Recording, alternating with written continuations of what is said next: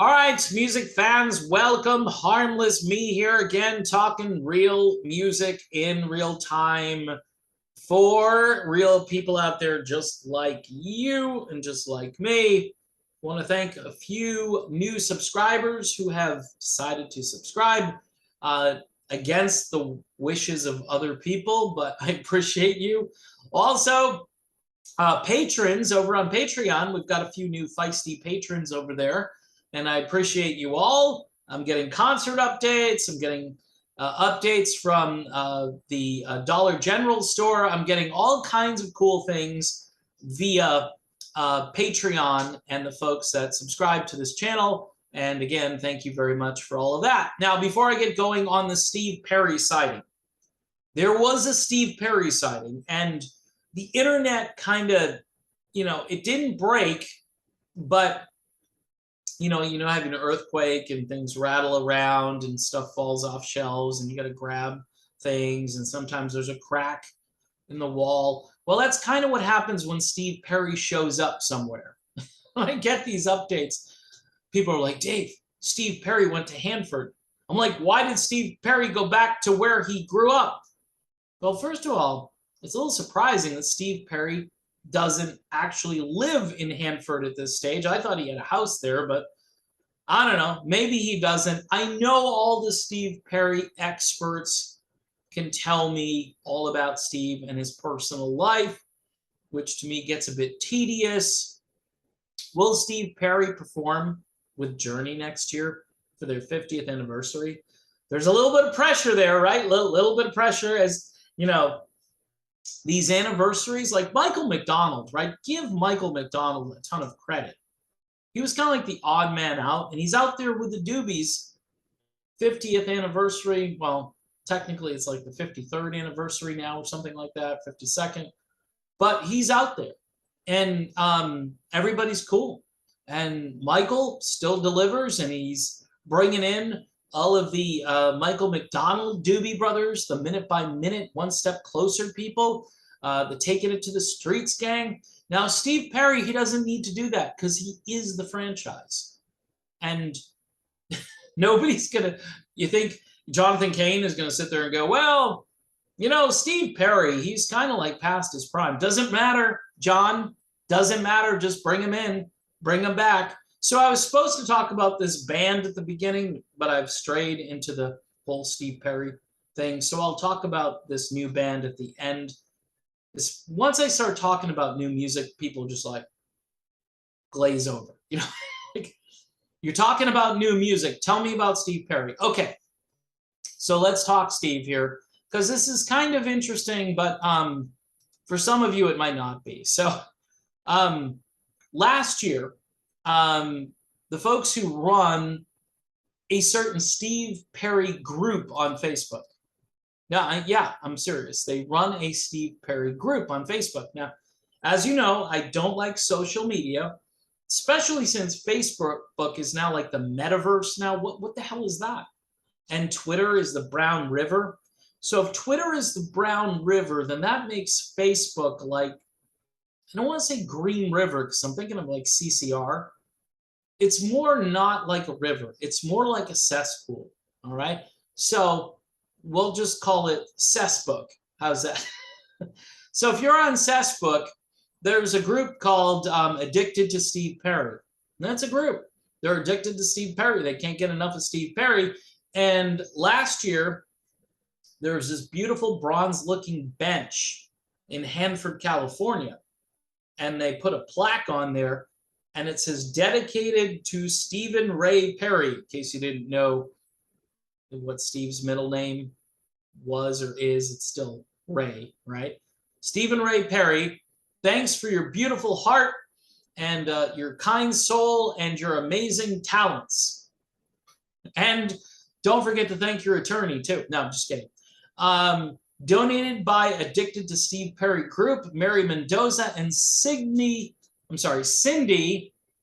Sydney, could be Sydney, but it's not. It's Cindy Daganese. She's one of the administrators over on the Steve Perry group, which is called Addicted. Might as well face it, you're just addicted to Steve, right? So pretty cool. And apparently Steve Perry decided to show up. And there are a few photographs here of Steve Perry holding on to a tree.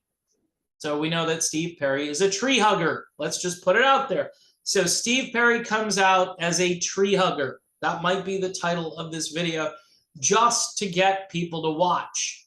Not sure they would watch it otherwise. So Steve Perry, tree hugger in Hanford, California. I always want to say Hannaford, California, but it's Hanford, Hanford, California.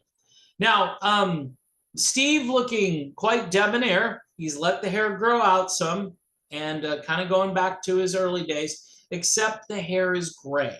Salt and pepper.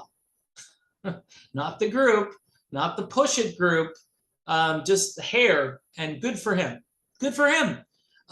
You know, when he came out for the Traces tour, there were a couple of people that told me that he was putting a lot of product, we'll say it that way, that he was applying a lot of product to his hair to make sure that it was very, very dark. Well, he's no longer applying the product to his hair, and the middle-aged ladies are going crazy. Yes! Keep it natural, Steve. So he's holding on to the pole. There's a picture of him holding on.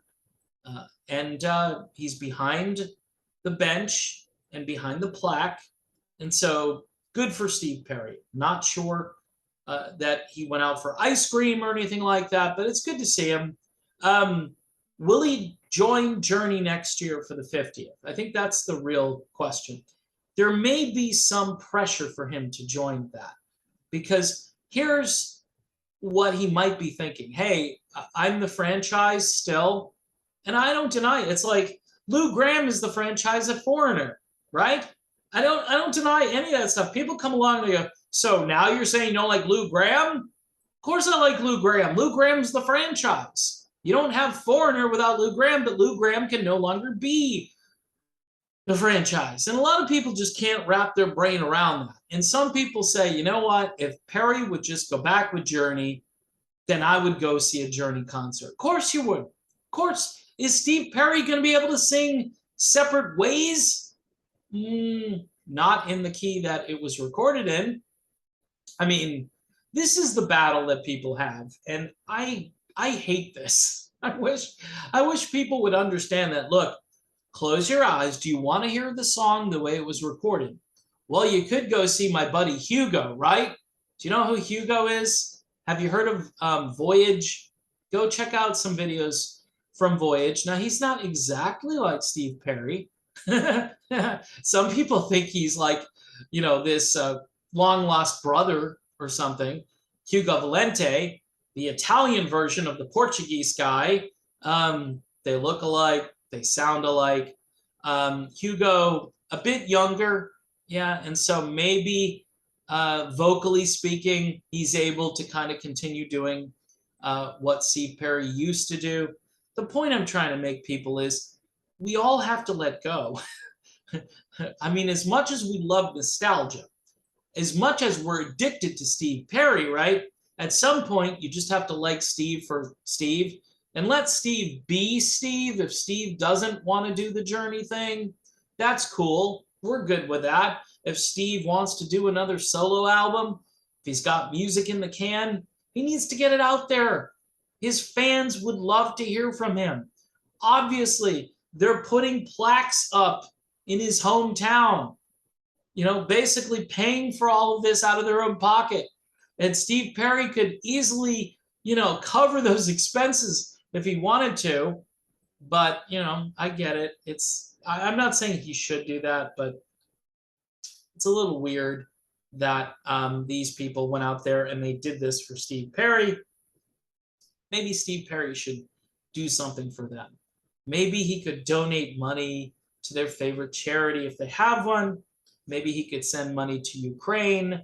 No, I'm sorry. That's Foreigner. That's Kelly Hansen and Mick Jones sending money to Ukraine. How about you send money to the people who really need help in your old hometown in Hanford? Maybe you do a little Habitat for Humanity, right?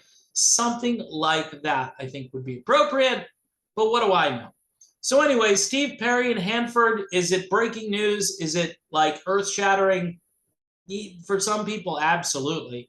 For a lot of us, we're just hoping that Steve might have one more shot at the Journey thing, just for, a couple of songs.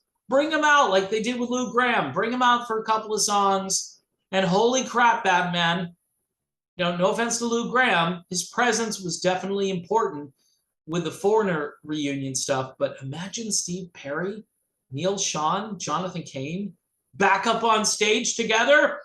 The fireworks would fly, and the sparks and the probably all of the old memories that were gone, that were dealt with in counseling, will now all come flooding back to everybody. All right, so before I go, I wanted to talk about Hydra. This is the point where you're like, Hydra, what the heck is that? It's an album by Toto, right? It's also a band from Sweden. Well, why would I want to watch at this point? Because new music is being made as we speak all around the world. It's not getting played. Radio stations aren't adding it to their playlists. I used to get the list and I used to go, okay, what do I add to this? People would lobby and they would say, add my song to your playlist. Nowadays, it's like the Borg communicates to the host, like, you must play all of these songs. System of a Down has a new song. You must play it. Are you playing the new song by Disturbed? That's the way they do it. And everybody basically just gets on board and plays the same thing. Hydra is a cool band from Sweden. Sweden kind of gets it. I've had the opportunity to hear, when I say they get it, like they like the music from 1985. I'm just going to be honest. Whether it's Perfect Plan, State Cows, State of Salazar, is another state band for you, or Hydra, right, which is a Toto album name. The band itself, members of the band have been kicking around for some time in Sweden. They've dropped a couple of songs. So you can go listen, right? They actually have an anti-war song, which you can't do because everybody loves the war in Ukraine and everybody's hoping for a big old war with China, right? Isn't everybody just so excited about war? I am. I just can't wait for more of it. So they have one song called Stop the Madness, and I think that's an anti-war song. And then they have a very Toto-ish song called Bringing Down the Moon. Their album will come out on August the 12th, courtesy of Frontiers Music. It's phenomenal. I've heard the whole thing from start to finish. Thank you, Frontiers, by the way. I cannot share the music or they would have to kill me, so this is why I don't do that. But I tell you, I mean, this is the kind of music that, I grew up listening to, whether it's the AOR or it's the boat rock. I'm going to call it boat rock because not everybody can afford a yacht, right? It's just a boat. You're going out on your cabin cruiser or your Bayliner or your Boston Whaler, right? Those are great boats. They're not yachts, but you can, you can still hook up your little stereo system and crank it out thanks to Bluetooth technology. Just such a blessing, isn't it? Anyway, Hydra is a decent band and you need to check them out. Their album is called Point Break and it comes out on August the 12th. Check out Bringing Down the Moon if you don't like their other song, which is a little bit different from the rest of the album.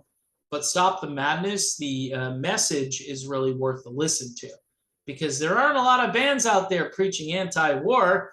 You got people who are donating money instead, Kelly Hansen.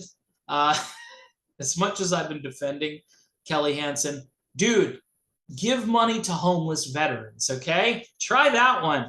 That might be a good one. All right.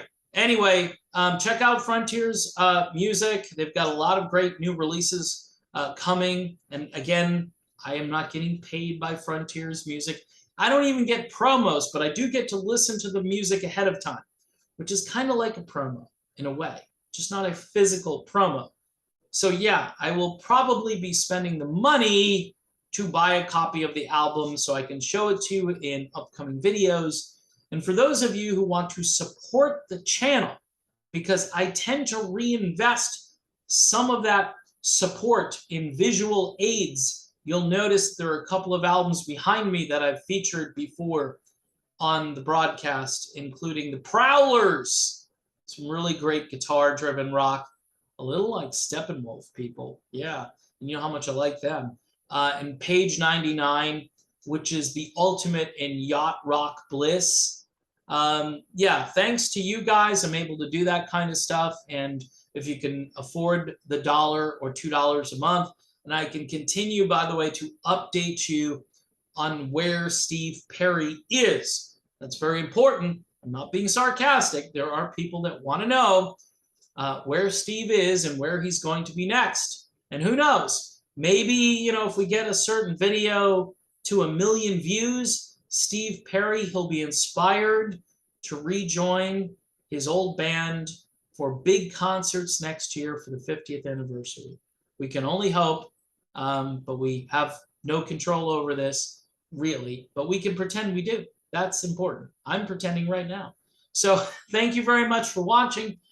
Don't forget to subscribe to the channel. Hit the bell for notifications. Patreon, $1, $2, $3, $5, $6. If you're Steve Perry, $6,000 a month, which would be like a small portion of the royalties coming in from the Journey concerts. I'm kidding. I'm just joking around, people. I mean, hey, I don't want that revenue, do I? No. Yes. Anyway, thanks for watching, and I will see you soon.